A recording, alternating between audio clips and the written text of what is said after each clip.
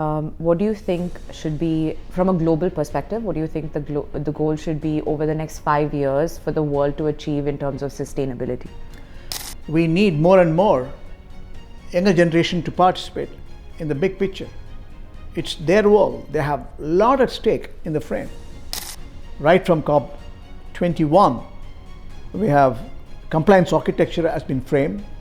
Tremendous amount of air pollution, sea pollution, soil erosion. These are all challenges. How can we grow green industries and scale up green economies? We have to get on with green manufacturing. Solar, wind, biofuel, biomass, hydro. Opportunities are endless. Nuclear. Now, green manufacturing is a solution. Green industries are evolving as a fine combination, and it's commercially viable as well. The question is, how are global banks adjusting to climate-related risk? with the changing face of the world, now banks have realized credit creation plays a big role. Investment in pursuit of their excellence has to play a role in terms of CSR and ESG. Now, Basel Committee has set in a framework so that individual regulators will follow the suit. And again,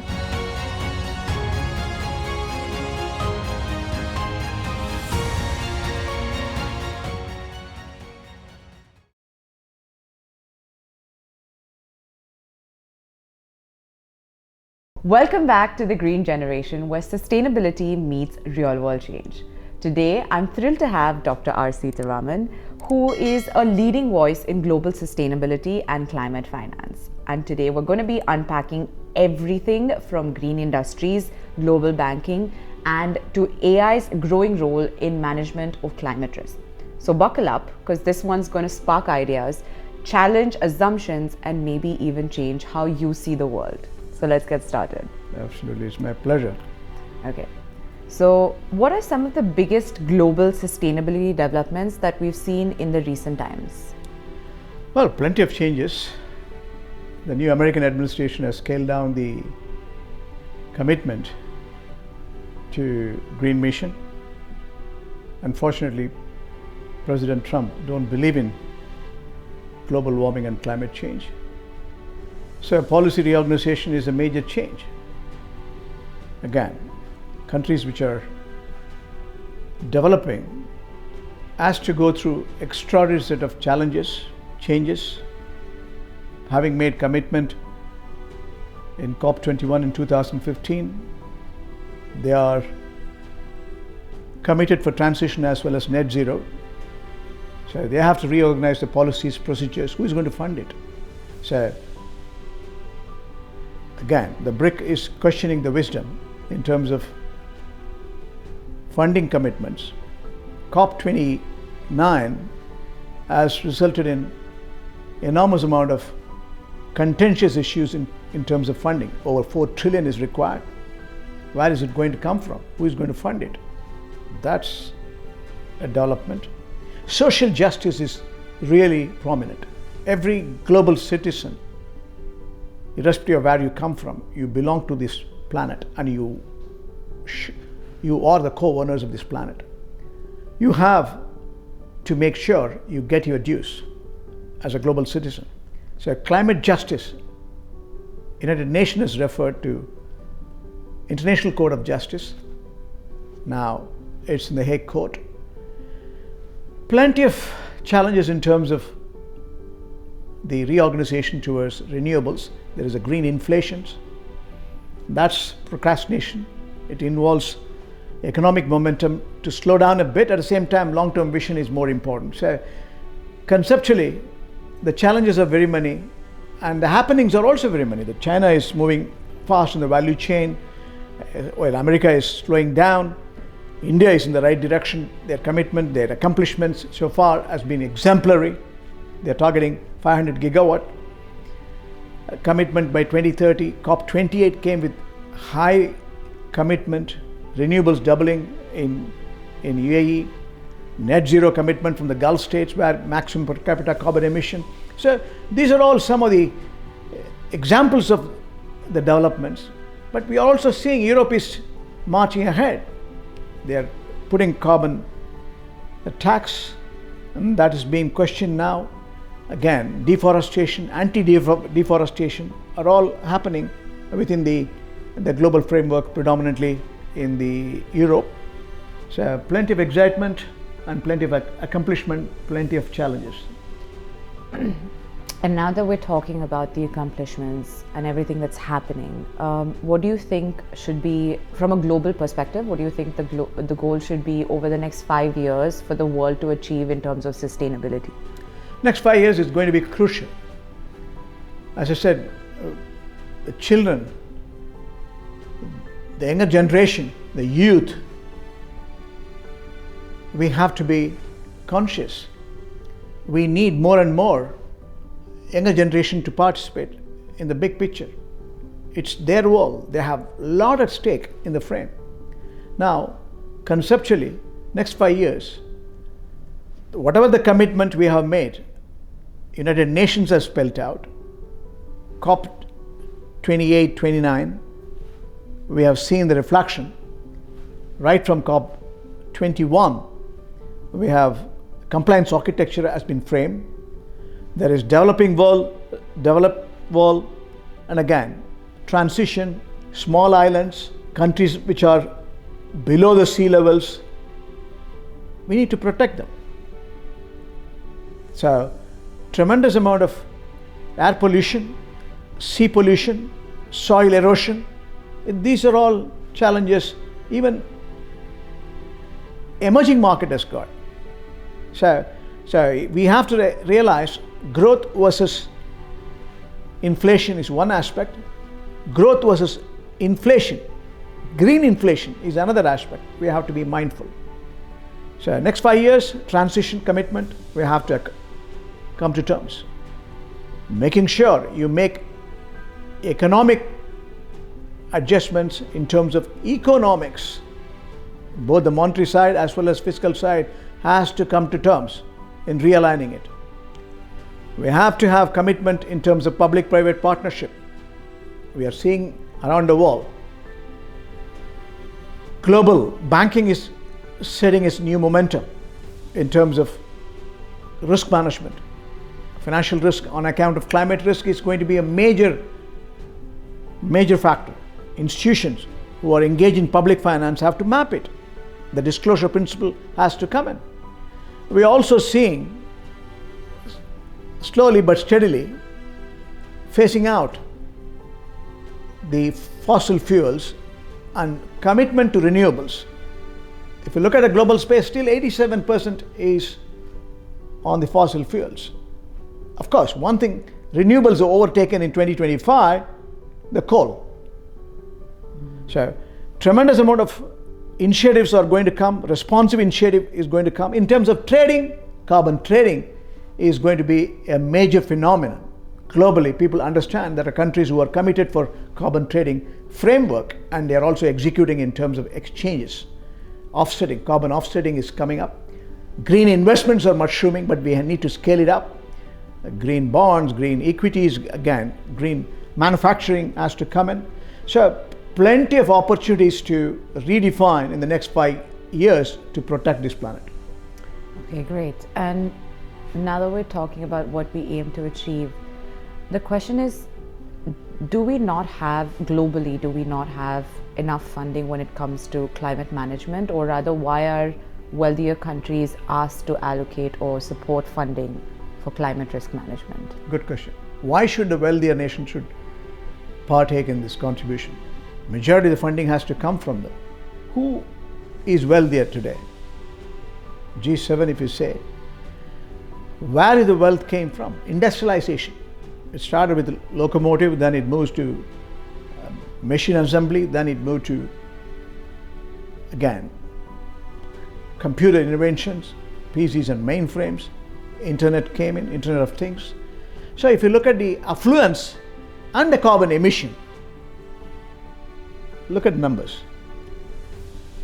The global carbon emission, China is number one in terms of carbon emission, 27%, and America is 15%. So the fast track China has moved in terms of wealth procurement or GDP accomplishment is on account of industrialization. Carbon emission is 27%. The global number one economy is 15% carbon emission. Europe is 10%. Again, industrialized nation. India, which is emerging, fastest growing, growth momentum is visible, is around 7%. Now, one is emerging markets, developing economy. Another one is developed economy. So it is contentious. Developed economies have to support the emerging economies. China is both the sides. Now we have to believe the world is interconnected, interdependent in terms of global warming, climate change, global burning, I should say. So essentially, add transcend borders, seas are segmented, but again, you have territorial integrity, but sea flows. Again, when it comes to the rest of the globalized framework, the trade or investment, banking or finance, you have common axioms now evolving in a synchronized form. So industrialized nations have a lot to commit in supporting the emerging economies, small islands. So who can fund it? Who has got enough resources? You have to have sustainable development in any part of the framework. Development policies, whether big or small, whichever be the size of the country, you have to have sustainable development for prosperity of the nation and this planet. So who can fund it? Anyone who has got excess over what is required has to be the trustee for this world, and wealthy nations are here to support the mission. That's what the framework is envisaging, and essentially that's what we are driving now as social justice.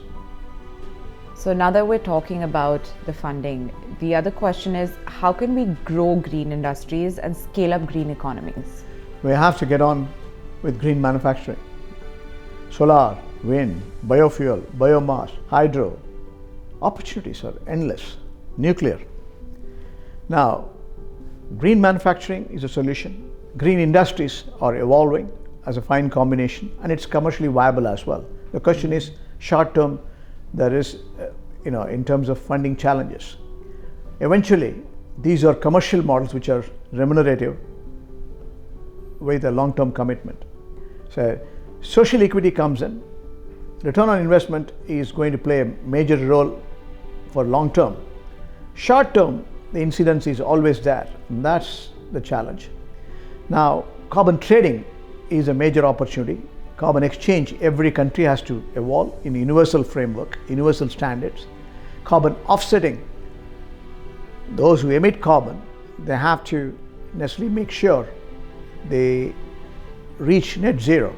So carbon offsetting, individual or institutions, countries or continent have to commit, and making sure we have global bankers getting into green banking. Investments in terms of sovereign funds, commitment to the society, because we have stakeholders in addition to shareholders. So we need to understand the global sovereign funds, which it runs in multi-trillion, in terms of the government or private or individuals or institutions. They have to commit more towards social responsibility. ESG and CSR has to play a role, and they have to also issue instruments which are responsive, whether green bonds or equities, sovereign or public or private. We have to come to terms. Okay, and what does the World Court's climate change opinion mean for our planet? Good question. See, we hope the resolution comes. In 2023, United Nations have promulgated this initiative. We have a legally binding framework, COP21 2015, Paris Accord, which most of the nations are committed. and it is a success, I should say, in terms of overall compliance model. Now, how much compliance is actually responded, that's the question. Whatever be the reason, funding or otherwise. So we need funding for transition. We need funding for emerging markets, small islands. Now, the International Court of Justice initiated, based on the initiative from the United Nations, they are responding, and there are contention. There are issues between developed world and developing world, and we should be mindful of the disputes. It's all on account of commercial consideration and additional subsidies and funding required for developing world or marginalized countries. So we need to look at objectively, and I'm sure justice will prevail. So since as a banker, and since you were talking about green banking as well, how are global banks adjusting to climate related risk? With the changing face of the world, now banks have realized credit creation plays a big role. Investment in pursuit of their excellence has to play a role in terms of CSR and ESG.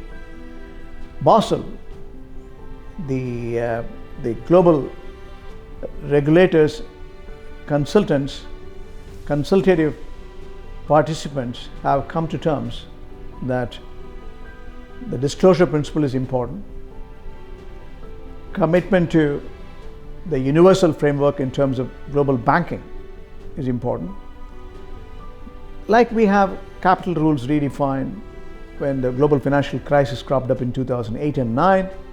Now, Basel Committee has set in a framework so that individual regulators will follow the suit and again institutionalize with every bank to commit for a portion of the risk-weighted capital in terms of investments or lending, come to terms for sustainable development.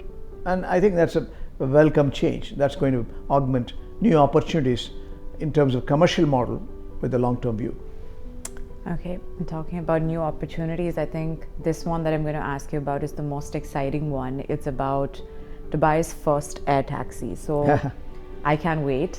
It's going to save all of the traffic problems. But the bigger question is, how is the first air taxi in Dubai contributing towards sustainability efforts? The test run is already on. Again, this is a true innovation.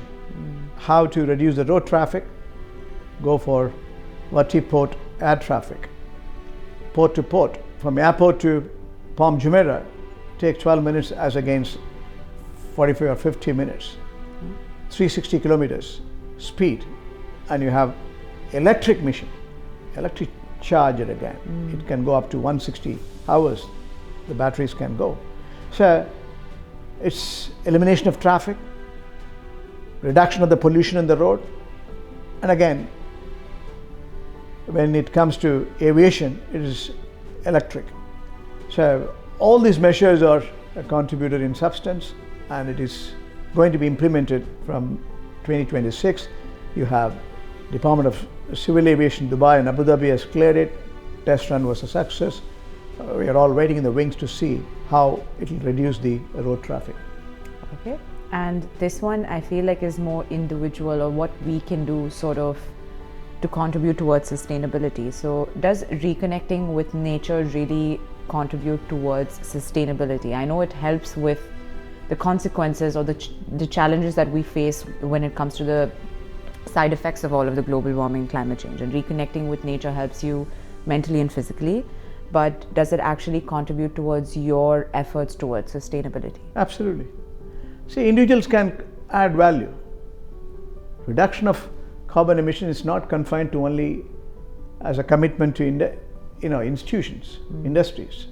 Individuals have to come to terms. They have to switch off when electricity is not required. Water should not be wasted. We have to be in circular economy as a citizen.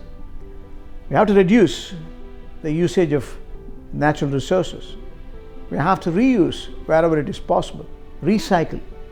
So essentially, we all can add value. That's the bottom line. Again, when it comes to our own constitution, it's only the 5 powers which are driving force. So if you synchronize with the nature, life is more interesting. That's why people today is moving towards nature everywhere. They eat now food which is healthy. Vegan, people are switching to vegan. Even dairy is avoided. Most of the Hollywood and Bollywood and cine stars, politicians, they are all recognizing the importance of synchronizing with the nature. We are seeing it in the air traffic. Aviation fuels are now getting into renewables. We are also seeing solar is taking a bigger stake around the world, including India is taking a major role. We are also reflecting in terms of water management, waste management, recycling the water and making sure it is drinkable. So water management, waste management, sea pollution, air pollution, and again when it comes to capturing the natural energy from solar, that's what your constitution is all about, isn't it? 72% of your body is water, and you're also energizing yourself when you are in the sun. Good rest, good intake of water, and again, sun is also a great enabler for you to have a healthy life. So synergistic in terms of the planet as well as personalities. In 2024, the global CO2 emissions from energy claim to have hit a record high. Yeah. What do you have to say about that? 41 gigatons